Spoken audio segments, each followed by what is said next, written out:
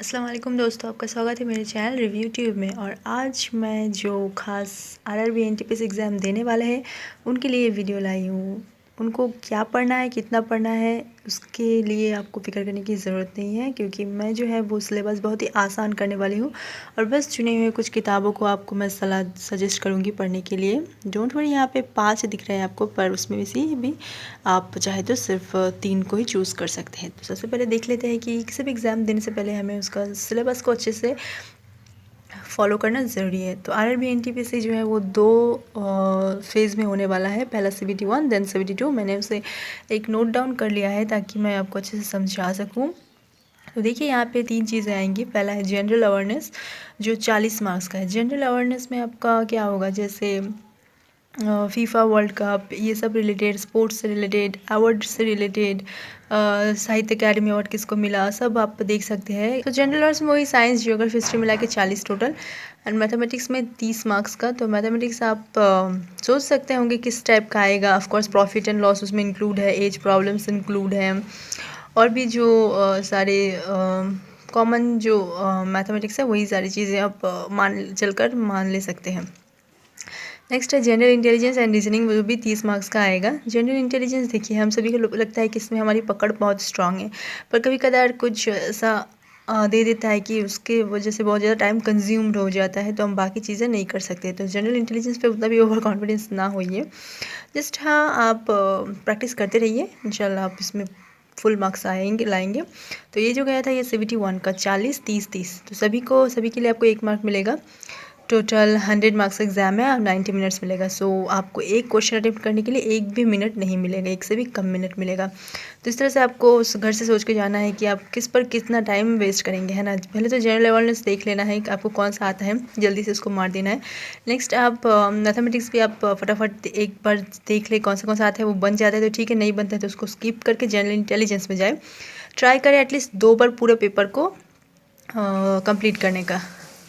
Next, अगर आप CBT 1 complete कर लें तो CBT 2 में जो है वही सिलेबस है, बस थोड़ा मार्क्स का हेरफेर है। देखिए, जनरल अवेयरनेस है 50 मार्क्स, यहाँ पे कितना था 40, यहाँ पे 50 है। मैथमेटिक्स वहाँ पे 30 था, यहाँ पे 35 है। जनरल इंटेलिजेंस वहाँ पे 30 था, 35 है। सो 5 मैथमेटिक्स और इंटेलिजेंस में ज़्यादा है और अवेयरनेस में 10 ज़्यादा है ना। टोटल 120 मार्क्स है, 90 मिनट्स। यहाँ पर भी सेम टाइम में आपको बहुत ज़्यादा क्वेश्चन अटैम्प्ट करना है, यहाँ पर भी 1 मार्क करके है। तो ये CBT 1 CBT 2। अब देखते हैं आपको पढ़ना क्या है, कितना है। ये तो गया सिलेबस को अच्छे से फॉलो कर लिया है ना। General awareness 40, mathematics 30, general intelligence 30, total 100। सो आप कोई भी क्या करें, आपका अगर पुराना किसी रेलवे बुक है जैसे जिसमें प्रीवियस ईयर्स का क्वेश्चन है, तो उसको आप ले लें, क्योंकि उसको सॉल्व करेंगे तो आपका बहुत ज़्यादा कॉमन आने का चांसेस हैं। और सिर्फ डिजिट ही हेर फेर होंगे, बाकी मैथ्स भी जो है वो भी बहुत ज़्यादा कॉमन आने के चांसेस है। तो ये मेरा है, ये 2016 का है। ये देखिए 2016 का NTPC का किरण प्रकाशन का बुक है। किरण प्रकाशन में एक चीज़ प्रॉब्लम है, ये है कि इसमें बहुत ज़्यादा एरर होता है। तो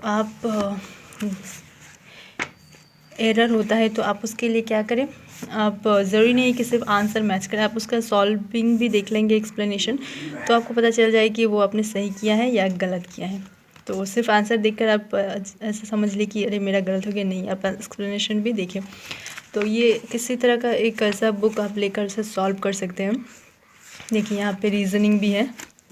choose the best alternative as the answer. An animal always has lungs, mind, skin, life. Answer है लाइफ। तो यहाँ पर भी रीजनिंग भी है, सभी है। यहाँ पे देखिए कितना ईयर्स का क्वेश्चन पेपर्स है। आरआरबी इलाहाबाद TCECC एग्ज़ाम 1987 का है। फिर आरआरबी गोरखपुर ASM एग्ज़ाम यानी असिस्टेंट स्टेशन मास्टर 2002 का है। फिर RRB Guwahati tariff apprentice exam 2005 का है। आरआरबी कोलकाता ASM एग्ज़ाम 2005 का है। सो 1997 से लेकर के यहाँ पर आप देखेंगे 2015 आरआरबी RPF RPS 2015 तक है। तो इतना भी आप कर लेंगे ना, टोटल देखिए सेट 82 सेट्स है, तो भी आपका जो है 50% मैथमेटिक्स और रीजनिंग में कॉमन आने का चांस है।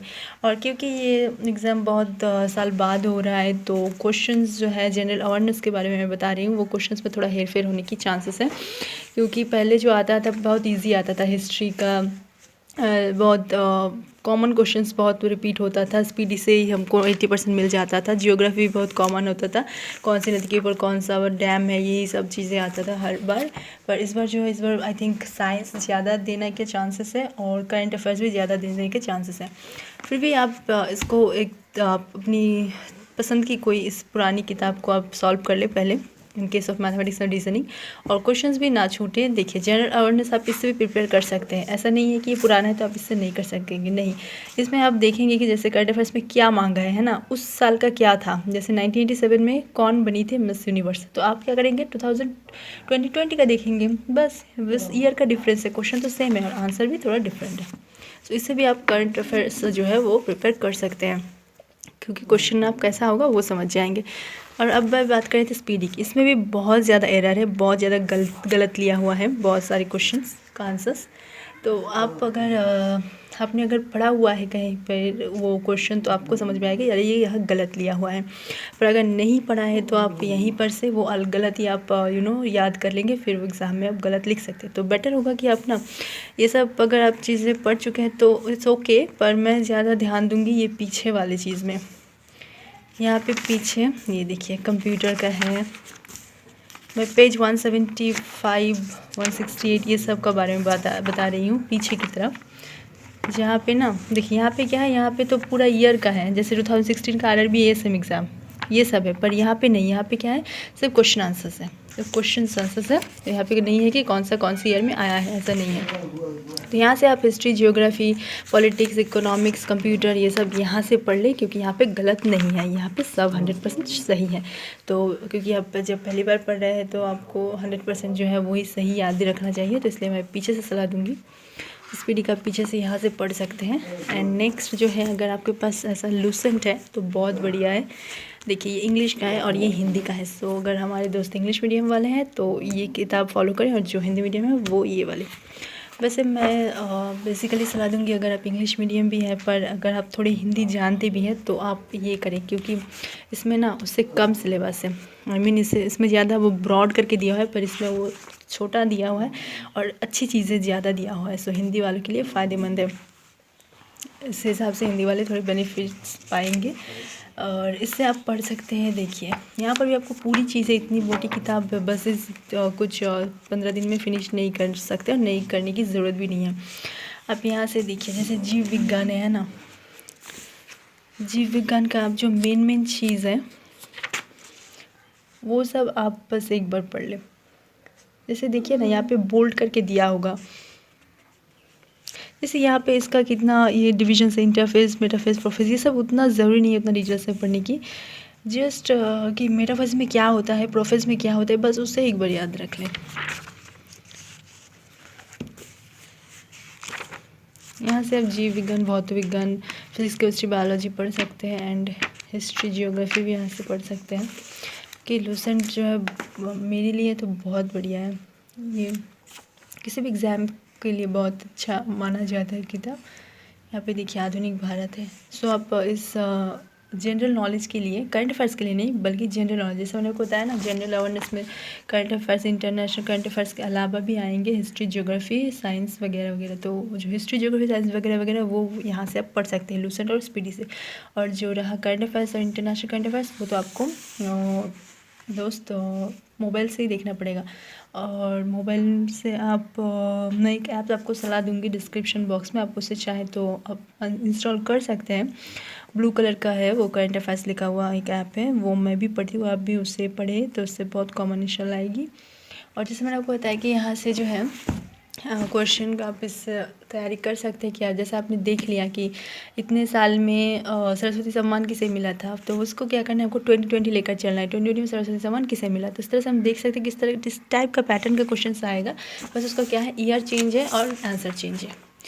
और देखिए, रीज़निंग के लिए हमें घबराने की ज़रूरत नहीं है। मैथ्स के लिए था थोड़ा, किसी को प्रॉब्लम है तो देखिए आपके अगर ऐसा RS अग्रवाल का बुक है तो बहुत अच्छा, नहीं है तो आप लाइब्रेरी से ले फ़ौरन और लेकर के देखिए। यहाँ पे ना आपको पूरा करने की कोई ज़रूरत नहीं है, सिर्फ यहाँ पे जो रेलवे में आया है उसको बस करते जाना है, एक साइड से लेकर के। देखिए जैसे मैं आपको पहला नंबर सिस्टम दिखा दे रही हूँ। नंबर सिस्टम में देखिए ये सब बहुत ज़्यादा RRB NTPC, ये देखिए RRB NTPC जैसे ये आया था तो इसको आपने कर लिया फटाफट। फिर ये सारा को स्किप करना है, क्लैट CDS ये सब स्किप करके फिर आपको जाना है रेलवे में। देखिए इंडियन रेलवेज ग्रुप डी, फिर आपने इसको किया which is not a prime number. तो इस तरह के आप सिर्फ रेलवे में जो आया है उसको आप करेंगे तो एक तरह से आपका आइडिया आ जाएगा कि रेलवे किस टाइप का क्वेश्चन आता है, और प्रैक्टिस भी बहुत अच्छे से हो जा सकता है।